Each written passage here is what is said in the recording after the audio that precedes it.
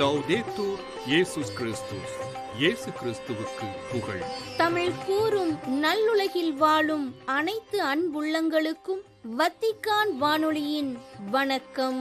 இறைவன் உங்கள் உள்ளத்தையும் இல்லத்தையும் தன் அன்பாலும் அருளாலும் அமைதியாலும் இன்றும் என்றும் நிரப்புவாராக.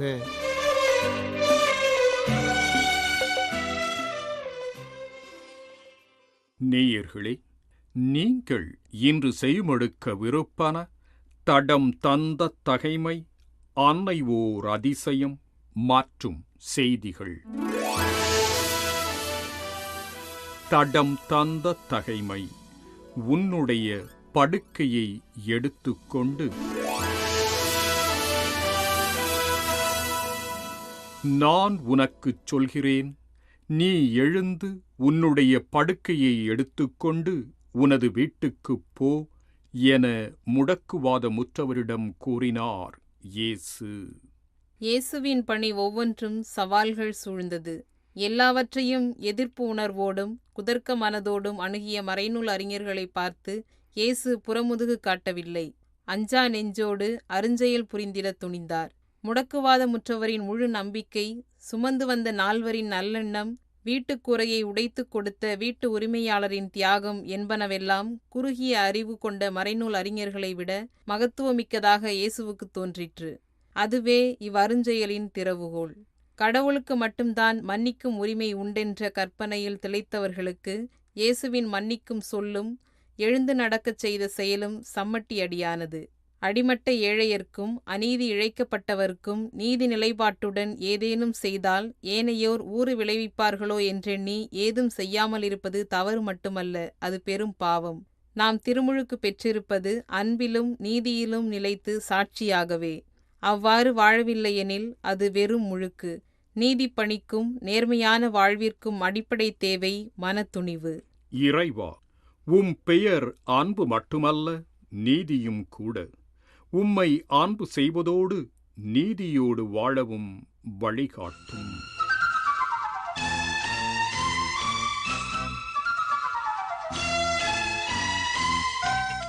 அன்னை ஓர் அதிசயம்.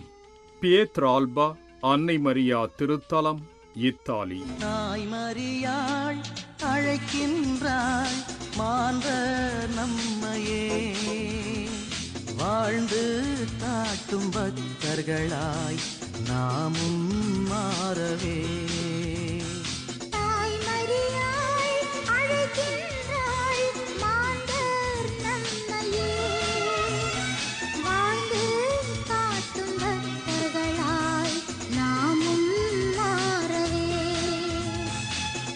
மரியாள் அழைக்கின்றாள்.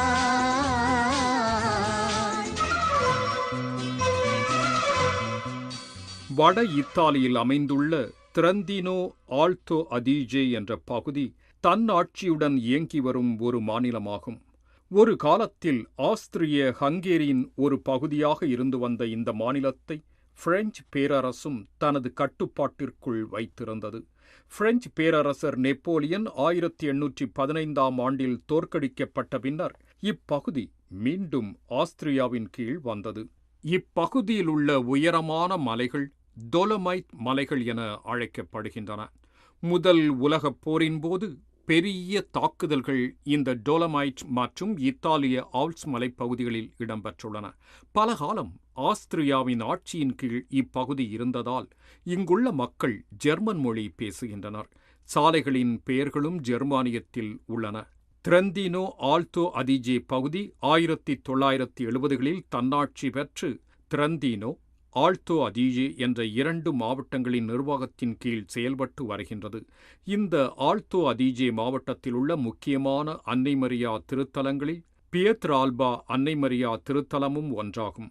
1520 மீட்டர் உயரத்தில் அமைந்துள்ள பியேத்ரால்பா அன்னை மரியா திருத்தலம் நோவா பொனேந்தே என்ற ஊருக்கும் புனித பீட்டர் மலைக்கும் இடையில் அமைந்துள்ளது. பொல்சானோ என்ற நகரத்திலிருந்து இதனை தெளிவாக பார்க்கலாம். பியத்ரால்பா என்ற இடத்திலுள்ள இந்த அன்னை மரியா திருத்தலத்தின் வரலாறு 1547ஆம் ஆண்டிலிருந்து தொடங்குகிறது. அவ்விடத்தில் லியோனார்ட் வெய்பெயின்ஸ்டெய்னர் என்பவரின் குடும்பம் பெரிய கூட்டு குடும்பமாக வாழ்ந்து வந்தது. 1547ஆம் ஆண்டில் லியோனார்டுக்கு உடல்நலம் பாதிக்கப்பட்டது. அதனால் அவ்விடத்தில் வாழ்ந்தவர்களுக்கும் தனது குடும்பத்துக்கும் தலைவராக இருந்து வந்த அவரால் தொடர்ந்து தனது தலைமை பணியை செய்ய முடியாமல் வேதனையுற்றார். இதனால் தனக்கு நல்ல உடல் நலம் தருமாறு அன்னை மரியாவிடம் வேண்டினார். அவருக்கு தெரிந்த ஒரே ஜெபமான ஜெபமாலையை ஜெபித்தார். அன்னை மரியாவும் அவரது வேண்டுதலை கேட்டு அவரை குணமடையச் செய்வதற்காக காட்சி கொடுத்தார். அக்காட்சியின் போது, நான் உனக்கு குணமளிக்கிறேன், ஆயினும் அதற்கு நன்றியாக நீ இவ்விடத்தில் ஒரு சிற்றாலயமும் மணிக்கூண்டும் கட்ட வேண்டும். ஒவ்வொரு நாள் மாலையிலும் நீ அந்த மணியை அடிக்க வேண்டும். அந்த மணியொலியை கேட்கும் மக்கள் இங்கு வந்து ஜெபிப்பார்கள். அவர்களுக்கு நான் இறைவனின் கருணையை பெற்றுக் கொடுப்பேன் என்று கூறினார். லியோனார்தும் ஆலயம் கட்டுவதாக ஆர்வமுடன் அதற்கு பதில் சொன்னார். அவருக்கு நற்சுகமும் கிடைத்தது. ஆயினும் நாட்கள் செல்ல செல்ல லியோனார்து அன்னை மரியாவுக்கு கொடுத்த வாக்குறுதியை மறந்தே போனார். மீண்டும் தனது நிலத்திற்குச் சென்று வேலை செய்யத் தொடங்கினார். சில ஆண்டுகள் கடந்து மீண்டும் லியோனார்து நோயுற்றார். கடும் காய்ச்சலால் தாக்கப்பட்டு மிகவும் வேதனைப்பட்டார். அவரது குடும்பத்தினர் அவரை தனியே விடவில்லை. அவருக்கு எந்நேரமும் உதவி தேவைப்பட்டது. அவர்கள் அவரோடு இருக்க முடியாத நேரங்களில் அவர் கட்டிலை விட்டு எழுந்து விடாதபடி அதனோடு சேர்த்து கட்டி வைத்துவிட்டு சென்றனர். ஒரு நாள் அவரது குடும்பத்தினர் இல்லாதபோது அங்கிருந்து காட்டுக்குள் சென்றார் லியோனார்து. ஏனெனில் பியத்ரால்பா காடுகள் அடர்ந்த உயரமான மலைப்பகுதியாகும். அப்படிச் செல்லும்போது உயரமான இடத்திலிருந்து அவர் சறுக்கி கீழே விழுந்தார். ஆனால் காயம் எதுவும் அவருக்கு ஏற்படவில்லை. அப்போது அன்னை மரியா மீண்டும் லியோனார்துவுக்கு காட்சி கொடுத்தார். முன்பு தனக்கு கொடுத்த வாக்குறுதியை லியோனார்து காப்பாற்றவில்லை என்பதையும் அன்னை மரியா நினைவுபடுத்தினார். லியோனார்து மனம் வருந்தினார். வீடு திரும்பியதும் உடனடியாக தான் கொடுத்த வாக்குறுதியை நிறைவேற்றுவதாக உறுதியுடன் கூறினார். அப்போது அன்னை மரியா புன்முறுவலுடன் தான் மற்றுமோர் அடையாளம் தருவதாகச் சொன்னார். நீ விழுந்த இந்த இடத்தில் எதுவும் உண்ணாமலும் குடிக்காமலும் 9 பகலும் 9 இரவும் இருப்பாய். உன்னை தேடிக் கொண்டிருக்கும் உனது குடும்பத்தினர் உன்னை நல்ல சுகத்துடன் உயிரோடு கண்டுபிடிப்பார்கள் என்று கூறினார் அன்னை மரியா. அன்னை மரியா சொன்னது போல அனைத்தும் நடந்தன. இக்காட்சி 1553ஆம் ஆண்டில் இடம்பெற்றது. லியோனார்து வீடு திரும்பியதும் உடனடியாக மண்வெட்டியும் சட்டியையும் எடுத்துக்கொண்டு அன்னை மரியா தனக்கு முதன்முறையாக தோன்றிய பகுதியில் சிற்றாலயம் கட்டுவதற்கு அவ்விடத்தை தோண்டினார். அங்கு வெண்மை நிறத்தில் ஒரு சிறிய பியத்தா அன்னை மரியா திருவுருவம் கிடைத்தது. இதுவே அவருக்கு தான் கண்ட காட்சியை உறுதி செய்தது. அவ்விடத்தில் ஒரு சிறிய ஆலயத்தையும் மணிக்குண்டையும் கட்டினார். இந்த ஆலயமும் பியத்தா அன்னை மரியா திருவுருவமும் இன்றும் உள்ளன. தினமும் மாலையில் மகிழ்ச்சியுடன் மணியடித்தார். மக்கள் அங்கு வந்து ஜெபிக்கத் தொடங்கினர். அதோடு இறைவனது அருள் வரங்களையும் பெற்றுச் சென்றனர். அதனால் அந்த இடம் அன்னை மரியா அருள் வழங்கும் இடம் என அழைக்கப்பட்டது. 1571ஆம் ஆண்டில் லியோனார்து இறந்தார். அவர் இறந்தது குறித்து புனித பீட்டர் மலை பங்குத்தள ஆலயத்தின் முன்பாக உள்ள கல்லில் பொறிக்கப்பட்டுள்ளது. லியோனார்தாவின் இறப்புக்குப் பின்னர் பக்தர்கள் கூட்டம் அதிகரித்தது. அவ்விடத்தின் ஆலயத்தை விரிவாக்கும் பணி தொடங்கியது. 1638ஆம் ஆண்டில் பெரிய திருத்தலம் கட்டும் பணி ஆரம்பமானது. ஃபாரூக் கலைவண்ணத்தில் இத்திருத்தலம் அமைந்துள்ளது. 1718ஆம் ஆண்டில் மரியின் ஊழியர் சபை துறவிகள் ஆஸ்திரியாவின் இன்ஸ்புரூக்கில் இருந்து வந்து இங்கு ஒரு துறவு இல்லத்தை கட்டி திருப்பயணிகளின் ஆன்மீக தேவைகளை கவனித்துக் கொண்டனர். அக்காலத்தில் இவ்விடத்திற்குச் செல்ல சாலைகள் இல்லை. மக்கள் மலை பாதையில் நடந்தே திருப்பயணத்தை மேற்கொண்டுள்ளனர்.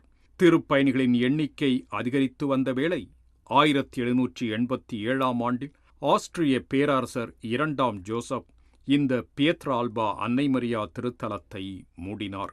அதோடு அங்கிருந்த துறவியர் சமய நடவடிக்கைகளை செய்யக்கூடாது என தடை விதித்தார்.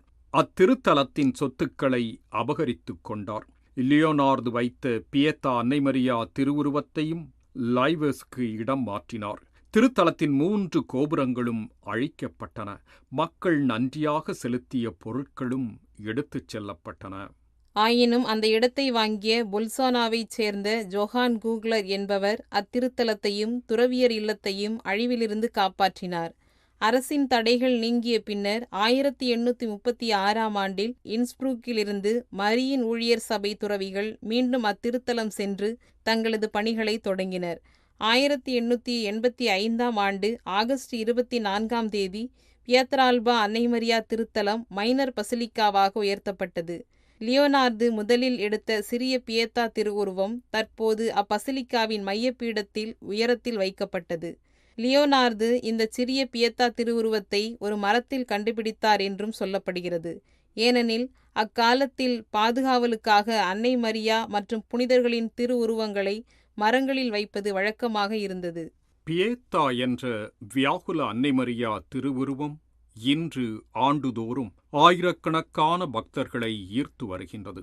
அன்னை மரியாவின் பரிந்துரையால் தாங்கள் பெற்ற வரங்களுக்கு நன்றியாக பல அடையாள பொருட்களை மக்கள் வைத்துள்ளனர். வேளாங்கண்ணியில் காணிக்கை அருங்காட்சியகம் போன்று பியத்ரால்பா அன்னை மரியா திருத்தலத்திலும் உள்ளது. கூட்டம் கூட்டமாக திருப்பயணிகள் இத்திருத்தலம் வந்து ஜெபித்து உடலிலும் உள்ளத்திலும் நற்சுகம் பெற்றுச் செல்கின்றனர். எல்லோரும் ஒன்றாக இறையாட்சி உண்டாக வேண்டும், புது சமூகம் வேண்டும். நல்லோரின் கனவிது, எல்லோர்க்கும் நலமிது, உள்ளங்கள் இதை உணர வேண்டும். மேடு பள்ளங்கள் சமமாக வேண்டும். எல்லோரும் ஒன்றாக இறையாட்சி உண்டாக வேண்டும், புது சமூகம் வேண்டும். நல்லோரின் கனவிது, எல்லோர்க்கும் நலமிது, உள்ளங்கள் இதை உணர வேண்டும். மேடு பள்ளங்கள் சமமாக வேண்டும்.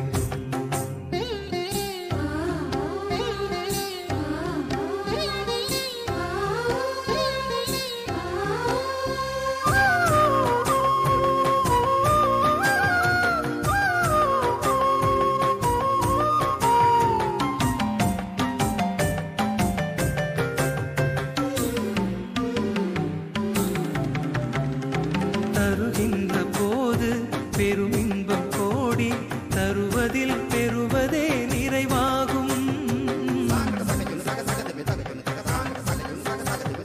தருகின்ற போது பெருமின்பம் கோடி, தருவதில் பெறுவதே நிறைவாகும். தனக்கே இங்கெல்லாம் என கூவும் நெஞ்சில் பிணக்குகள் பிணிகளே உருவாகும். தனக்கே இங்கெல்லாம் என கூவும் நெஞ்சில் பிணக்குகள் பிணிகளே உருவாகும். இதை தேடி பிறரோடு பகிர்ந்துண்டு வாழ்கின்ற பறவை போல் வாழ்வதே பேரின்பம்.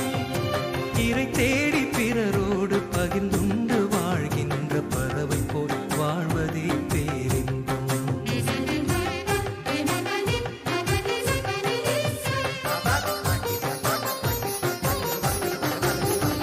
எல்லோரும் ஒன்றாக இறையாட்சி உண்டாக வேண்டும், புது சமூகம் வேண்டும்.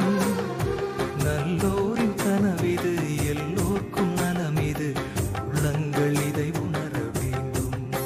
மேடு பள்ளங்கள் சமமாக வேண்டும்.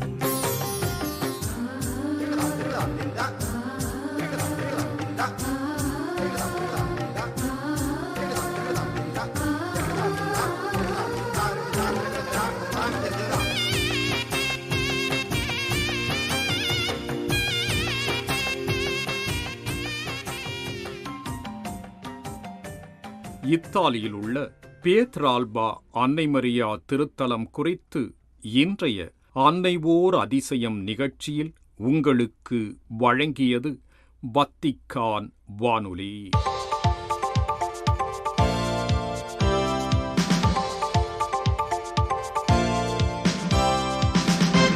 செய்திகள். செய்யறிவால் இயக்கப்படும் டிஜிட்டல் புரட்சியால் ஏற்படும் மகத்தான ஆற்றல் மனிதகுலத்திற்கு ஒரு முக்கியமான திருப்பமாக அமைந்துள்ளது என்று கூறியுள்ளார் திருத்தந்தை 14ஆம் லியோ. ஜூலை 9 இப்புதனன்று அனைத்துலக தொலைத்தொடர்பு ஒன்றியத்தின் 160வது ஆண்டு நிறைவை ஒட்டி இடம்பெற்ற 2025ஆம் ஆண்டுக்கான உச்சிமாநாட்டின் பங்கேற்பாளர்களுக்கு திருப்பீடச் செயலர் கர்தினால் பியத்ரோ பரோலின் வழியாக தனது வாழ்த்துக்களை செய்தி ஒன்றில் தெரிவித்துள்ள வேளை இவ்வாறு உரைத்துள்ளார் திருத்தந்தை. குறிப்பாக பின்தங்கிய பகுதிகளில் தகவல் தொடர்பு தொழில்நுட்பங்களை விரிவுபடுத்துவதற்கான முயற்சிகளையும் தனது செய்தியில் பாராட்டியுள்ளார் திருத்தந்தை 14ஆம் லியோ. கல்வி, நலவாழ்வு மற்றும் நிர்வாகம் போன்ற துறைகளை மாற்றியமைக்கும் செய்யறிவு சமூகத்தில் ஏற்படுத்தும் ஆழமான தாக்கத்தையும் எடுத்துரைத்துள்ளதுடன் அறநெறி வளர்ச்சியின் முக்கியத்துவத்தையும் வலியுறுத்தியுள்ளார் திருத்தந்தை. மறைக்கல்வியாளர்கள் அனைவரும் தங்கள் நற்செய்தி அறிவிப்பு பணியை புதுப்பித்துக் கொள்ள வேண்டுமென அழைப்பொன்றை விடுத்துள்ளார் திருத்தந்தை 14ஆம் லியோ. ஜூலை 9 இப்புதனன்று பராகுவேயின் அசுன்சியனில் கூடியுள்ள ஸ்காலாவின் 13வது சாதாரண சபை மற்றும் 10வது படிப்பு நாட்களின் பங்கேற்பாளர்களுக்கு அனுப்பியுள்ள செய்தியில் இவ்வாறு கூறியுள்ளார் திருத்தந்தை. மறைக்கல்வி படிப்பினையின் மையமான நாசரேத்தின் இயேசுவை மையமாக கொண்டு தங்கள் பணியை செய்ய மறைக்கல்வியாளர்களை ஊக்குவித்துள்ள திருத்தந்தை, இயேசுவின் மீதான தங்கள் அன்பை ஆழப்படுத்துமாறும் நற்செய்தி அறிவிப்பிற்கான தங்கள் உறுதிப்பாட்டை புதுப்பித்துக் கொள்ளுமாறும் அவர்களை வலியுறுத்தியுள்ளார். 1995ஆம் ஆண்டில் நிறுவப்பட்ட ஸ்காலா லத்தீன் அமெரிக்க மறைக்கல்வி கற்பிக்கும் கற்றறிவாளர்களை ஒன்றிணைத்து வருகின்றது. ஜூலை 8 இச்செவ்வாயன்று உக்ரைன் அதிபர் வலோதிமிர் ஜெலன்ஸ்கி அவர்கள் ரோமைக்கு அருகிலுள்ள காஸ்தல் கந்தோல்ஃபோ கோடை விடுமுறை இல்லத்தில் திருத்தந்தை 14ஆம் லியோ அவர்களை சந்தித்து உரையாடியதாக கூறியுள்ளது திருப்பீடச் செய்தி தொடர்பகம். இந்த சந்திப்பின் போது போரில் பாதிக்கப்பட்டவர்களுக்கு வருத்தம் தெரிவித்த திருத்தந்தை, கைதிகளின் விடுதலை மற்றும் குழந்தைகளை அவர்களது குடும்பங்களுடன் மீண்டும் இணைப்பது உள்ளிட்ட உரையாடலுக்கான தனது ஆதரவை மீண்டும் உறுதிப்படுத்தினார். சாத்தியமான பேச்சுவார்த்தைகளுக்காக உக்ரைன் மற்றும் ரஷ்யா ஆகிய இரு நாடுகளின் பிரதிநிதிகளையும் வத்திக்கானுக்கு வரவேற்க தயாராக இருக்கும் திருப்பீடத்தின் விருப்பத்தையும் உக்ரைனிய அதிபரிடம் திருத்தந்தை மீண்டும் வலியுறுத்தினார். திருத்தந்தையுடனான சந்திப்பை தொடர்ந்து செய்தியாளர்களை சந்தித்த உக்ரைன் அதிபர், திருத்தந்தை 14ஆம் லியோ அவர்கள் தங்களை அன்புடன் வரவேற்று உபசரித்ததற்காகவும், குறிப்பாக ரஷ்யாவிற்கு அழைத்துச் செல்லப்பட்ட உக்ரைனிய குழந்தைகள் தொடர்பான பிரச்சனையில் திருத்தந்தை மற்றும் வத்திக்கானின் ஆதரவிற்காகவும் தான் நன்றி தெரிவித்துக் கொள்வதாகவும் கூறினார். பாரிஸில் உள்ள நோத்ரேதாமே பேராலயத்தில் தீ விபத்து ஏற்பட்டு 5 ஆண்டுகள் கடந்த பிறகு கடந்த ஆண்டு டிசம்பர் 7ஆம் தேதியன்று திருப்பயணிகள் மற்றும் சுற்றுலா பயணிகளுக்காக இப்பேராலயம் திறக்கப்பட்டதிலிருந்து இந்த ஆண்டு ஜூன் 30ஆம் தேதி வரை ஏறக்குறைய 60,15,000 பேர் இதனை பார்வையிட்டுள்ளதாக தெரிவிக்கப்பட்டுள்ளது.